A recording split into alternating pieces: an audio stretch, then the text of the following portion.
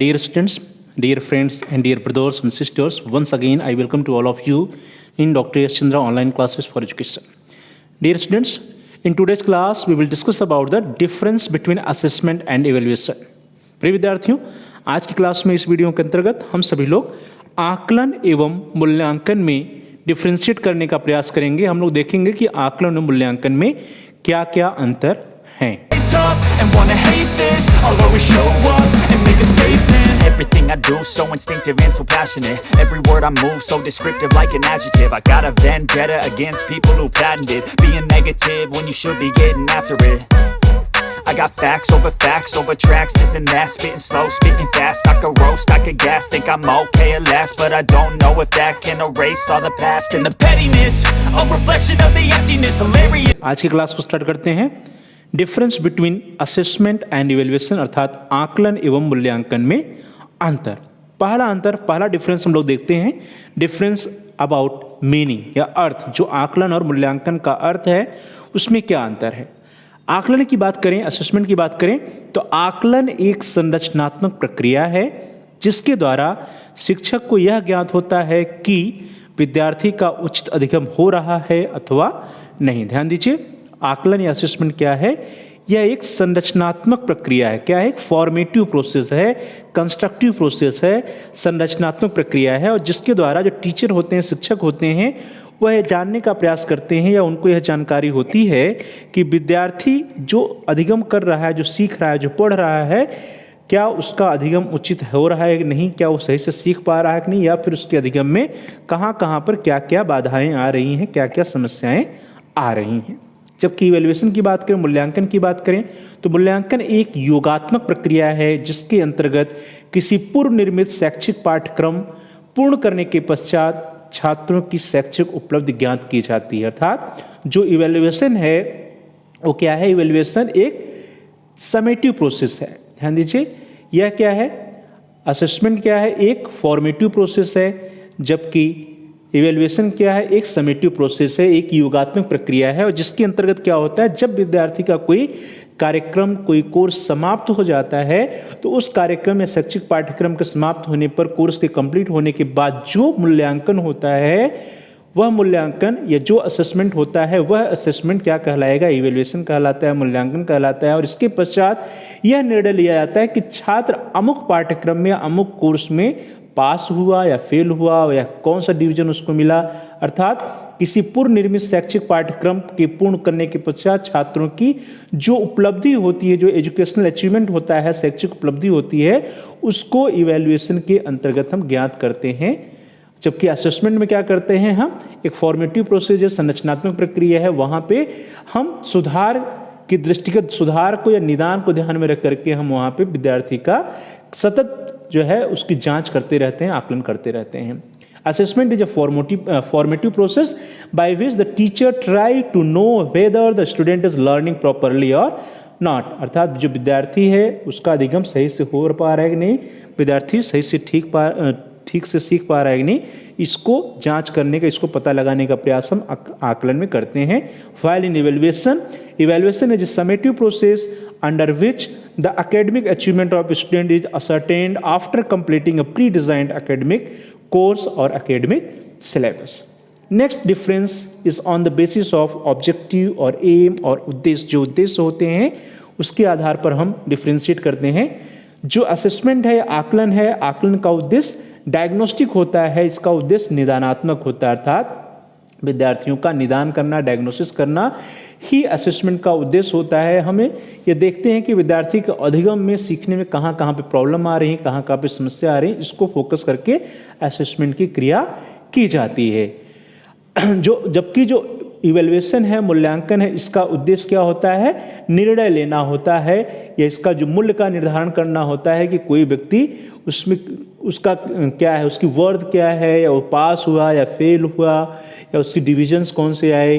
Means यहाँ पे हमारा जो है डिसीजन मेकिंग होता है। इवैल्यूएशन में, मूल्यांकन हम डिसीजन मेकिंग करते हैं, डिसीजन लेते हैं, निर्णय लेते हैं, जबकि आकलन में क्या होता है? डायग्नोस्टिक्स या निदान करने का प्रयास किया जाता है।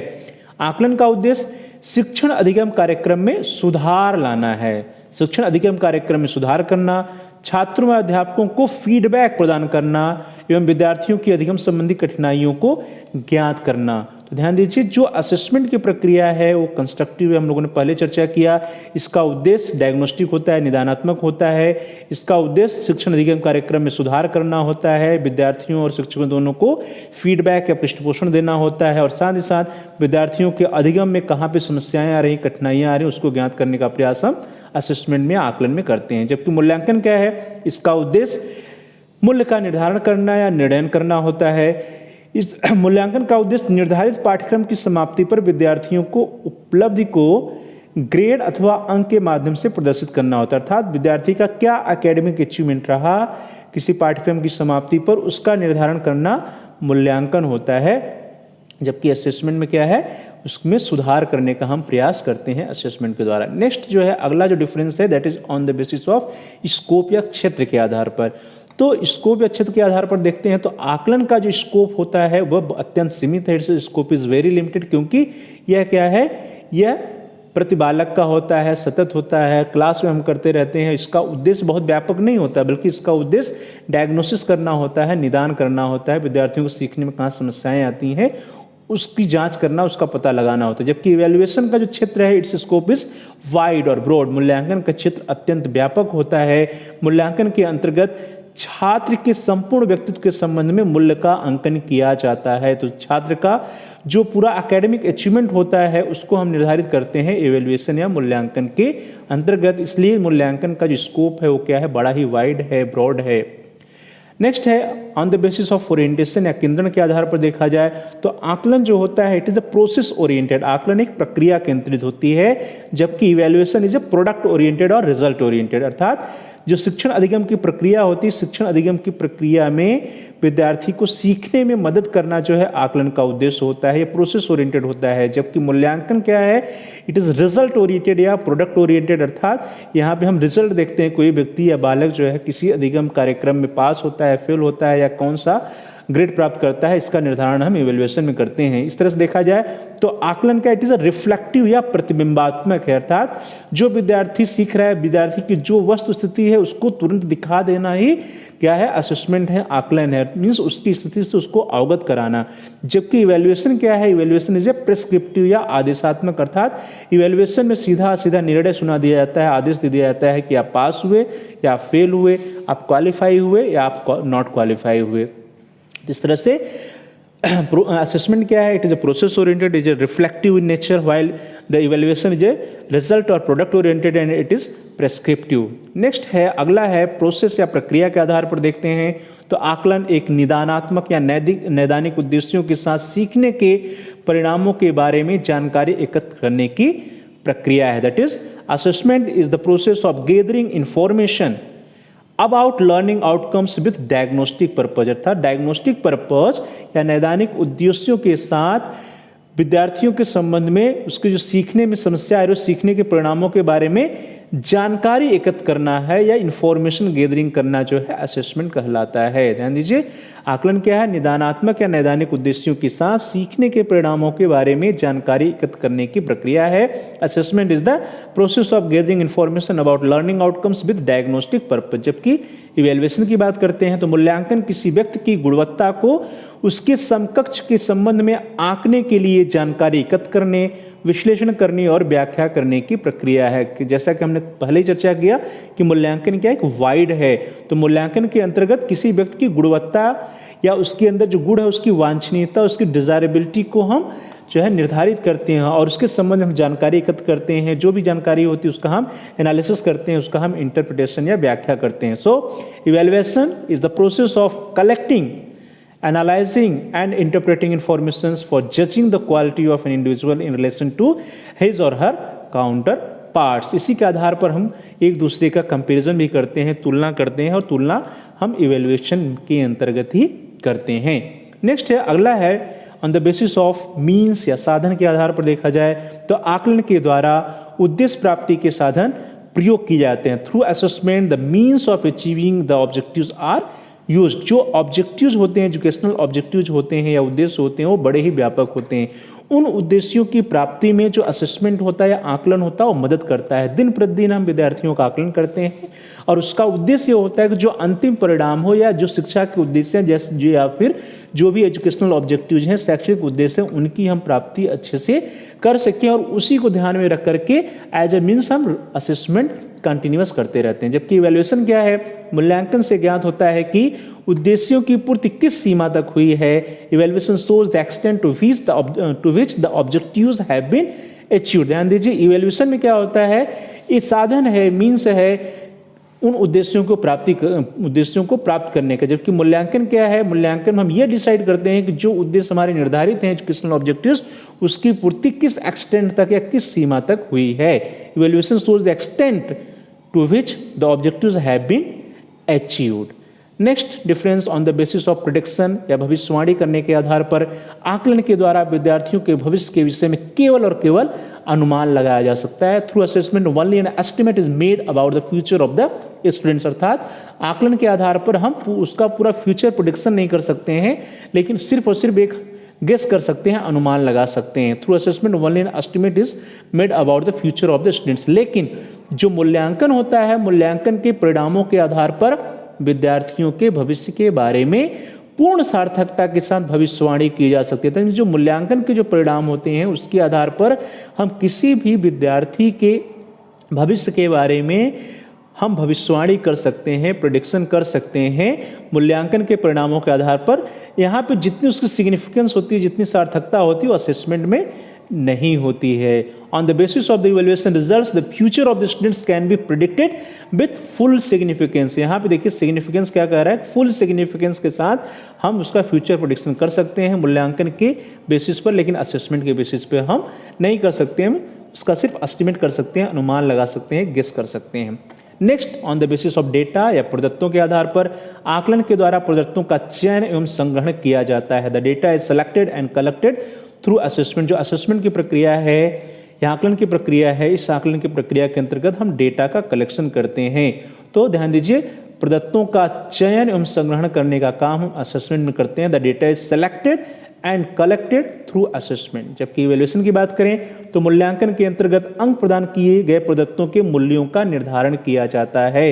अर्थात जो मापन हुआ है, जो मेजरमेंट हुआ है, जिस पे अंक प्रदान किए गए हैं विद्यार्थियों को, जो भी अंक दिया गया है, उस अंक का मूल्य क्या है, उस अंकों का मूल्यों का निर्धारण करना जो है इवैल्यूएशन है या मूल्यांकन है। In evaluation we determine the values of the marks और scores awarded to the students. विद्यार्थी को जो मार्क्स मिले हैं, जो अवार्ड्स मिले हैं, वो हम असेसमेंट के अंदर करते हैं, मार्क्स देते हैं, अवार्ड्स देते हैं, स्कोर्स देते हैं, लेकिन उस स्कोर से उस मार्क्स की वैल्यू क्या है, उसका वर्थ क्या है, उसको हम डिटरमाइन करते हैं इवैल्यूएशन के अंतर्गत। जैसे अंकों के आधार पर विद्यार्थी ने कक्षा में कौन सा स्थान प्राप्त किया है, ये क्या हो जाएगा, इवैल्यूएशन या मूल्यांकन हो जाएगा। लेकिन जो उसको अंक मिल रहे हैं वो मापन या फिर आकलन हो जाएगा कि उसको कौन से नंबर्स मिले हो, मापन के द्वारा या आकलन के द्वारा हम प्राप्त कर लेते हैं। लेकिन उस अंक के आधार पर उसको कौन सा स्थान मिला वो डिसाइड करना मूल्यांकन हो जाएगा। Next, on the basis of administration या प्रशासन के आधार पर देखें तो इसके द्वारा व्यक्तिगत आकलन किया जाता है। जो एडमिनिस्ट्रेशन होता है, असेसमेंट होता है, असेसमेंट में हम प्रत्येक विद्यार्थी को उसको इंडिविजुअली जो है असेस करते हैं या व्यक्तिगत आकलन करते हैं। Through this we do personal assessment of the students. Means assessment में चूंकि ये डायग्नोस्टिक इन नेचर होता है, इसलिए यहाँ पे असेसमेंट जो होता है वो पर्सनली किया जाता है, व्यक्तिगत किया जाता है। जबकि इवैल्यूएशन की बात करें तो मूल्यांकन के द्वारा व्यक्ति का तुलनात्मक अध्ययन संभव है। जो इवैल्यूएशन प्रोसेस है, इस इवैल्यूएशन प्रोसेस में जो हम मूल्यांकन करते हैं, उस मूल्यांकन के द्वारा दो या दो से अधिक व्यक्तियों का हम कंपेरिजन कर सकते हैं, तुलनात्मक अध्ययन कर सकते हैं on the basis of evaluation. तो comparative study of individuals are possible through evaluation. जो कंपेरेटिव स्टडी करना है वो कंपेरेटिव स्टडी सिर्फ इवैल्यूएशन के आधार पर हो सकता है, असेसमेंट के आधार पर नहीं, क्योंकि असेसमेंट क्या है, व्यक्तिगत होता है, पर्सनल असेसमेंट होता है। Next, on the basis of learning objectives या अधिगम उद्देश्यों के आधार पर देखें तो असेसमेंट के अंतर्गत इसे अधिगम उद्देश्यों से जोड़ा जा सकता है। It can be linked to learning objectives, और इसकी अभिव्यक्त अभ्यास के रूप में होती है। It is expressed in the form of rehearsal और प्रैक्टिस, अर्थात जो हमारे स्पेसिफिक ऑब्जेक्टिव्स होते हैं या शिक्षण के जो विशिष्ट उद्देश्य होते हैं, जो अधिगम उद्देश्य होते हैं, उनकी प्राप्ति करने में असेसमेंट हमारी सहायता करता है। और असेसमेंट के द्वारा हम पता लगाने का प्रयास करते हैं कि उन उद्देश्यों की पूर्ति में कहाँ पर समस्याएं आ रही हैं, और उन समस्याओं को दूर करने का हम प्रयास करते हैं। तो इसकी अभिव्यक्ति अभ्यास के रूप में होती है। It is expressed in the form of rehearsal और प्रैक्टिस करा करा के उन समस्याओं को दूर या उन बाधाओं को दूर करने का प्रयास करते हैं हम आकलन के द्वारा। जबकि अधिगम उद्देश्यों की प्राप्ति के स्तर मूल्यांकन करते हैं। इसका अधिगम उद्देश्यों की प्राप्ति का जो स्तर होता है, मीन्स उद्देश्यों की प्राप्ति किस लेवल तक हुई है या किस एक्सटेंट तक हुई है, वो मूल्यांकन के अंतर्गत किया जाता है। Evaluation the level of achievement of learning objectives, अधिगम उद्देश्यों की प्राप्ति के स्तर मूल्यांकन जो है मूल्यांकन के अंतर्गत करते हैं। मीन्स यह हम डिसाइड करते हैं कि जो अधिगम उद्देश्यों की प्राप्ति हुई वो किस स्तर तक या किस लेवल तक हुई है। Next, on the basis of perception या धारणा के आधार पर आकलन किसी छात्र के संबंध में धारणा बनाने में सहायक होता है। Assessment helps in forming perceptions about a student, means आकलन के आधार पर हम कक्षा में किसी भी विद्यार्थी के संबंध में धारणा बना सकते हैं। लेकिन मूल्यांकन के द्वारा किसी छात्र के संबंध में अस्पष्ट धारणा बनाई जा सकती है। Through evaluation a clear perception can be made about students, means जो धारणा हम बनाते हैं on the basis of assessment, उसमें जो है क्लैरिटी उतनी नहीं होती है, उसमें उतनी कॉन्फिडेंस नहीं होती जितना इवैल्यूएशन के आधार पर होता है। इवैल्यूएशन के द्वारा किसी छात्र के संबंध में जो धारणा बनती है वो अस्पष्ट होती है, क्लियर परसेप्शन बनता है, और इसकी वैलिडिटी अधिक होती है in the comparison of assessment, या इसके जो काउंटर पार्ट है असेसमेंट, उसकी तुलना में यहाँ पर मूल्यांकन के द्वारा जो परसेप्शन बनता है, धारणा बनता है, वो ज़्यादा वैलिड होता है, ज़्यादा क्लियर होता है, ज़्यादा रिलायबल होता है। Next, on the basis of information या सूचना के आधार पर, तो आकलन द्वारा सूचना प्राप्त करने के साधनों का प्रयोग किया जाता है। The means of obtaining information are used by assessment, अर्थात असेसमेंट में क्या है, हमने पढ़ा भी कि असेसमेंट के अंतर्गत हम क्या करते हैं, कलेक्शन ऑफ डेटा करते हैं।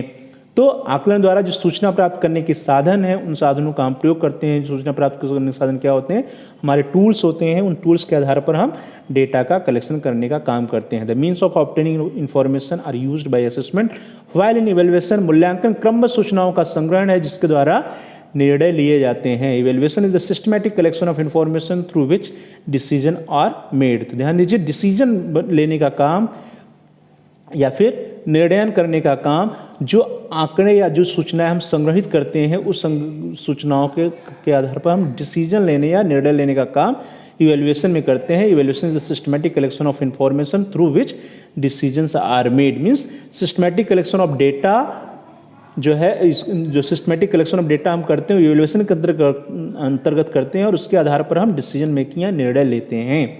Next, on the basis of nature या प्रकृति के आधार पर, तो आकलन की प्रकृति अत्यंत लचीली होती है। The nature of assessment is very flexible, अर्थात जब हम आकलन कर रहे होते हैं तो आकलन की प्रक्रिया फ्लेक्सिबल होती है, लचीली होती है, क्योंकि हम इसमें हमारा जो फोकस होता है वो डायग्नोस्टिक होता है।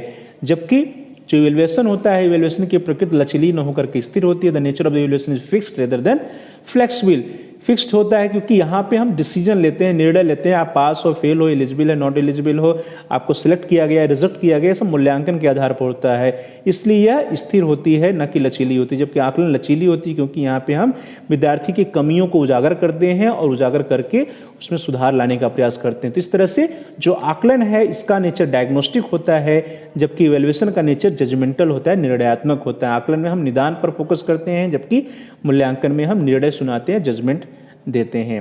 Next, on the basis of duration या अवधि के आधार पर देखा जाए तो आकलन क्या है, एक सतत चलने वाली प्रक्रिया है, संपूर्ण सत्र के दौरान चलने वाली एक सतत प्रक्रिया है। तो आकलन संपूर्ण सत्र के दौरान चलने वाली एक सतत प्रक्रिया है। Assessment is a continuous process that runs through out the session.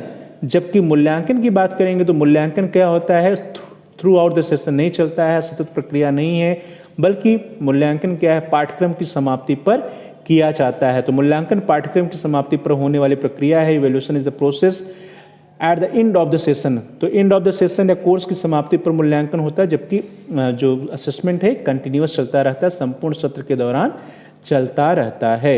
Next, अगला जो डिफरेंस है that is on the basis of whole procedure, संपूर्ण प्रक्रिया। जो भी हम लोगों ने अभी देखा उस संपूर्ण प्रक्रिया के आधार पर यह देखा जाए तो जो आकलन की प्रक्रिया है वह एक फॉर्मेटिव प्रोसेस है। जैसा हम लोगों ने स्टार्टिंग में भी चर्चा किया था आकलन के बारे में, तो आकलन की प्रक्रिया क्या है, एक फॉर्मेटिव प्रोसेस है या एक रचनात्मक प्रक्रिया है। असेसमेंट इज ए फॉर्मेटिव और कंस्ट्रक्टिव प्रोसेस।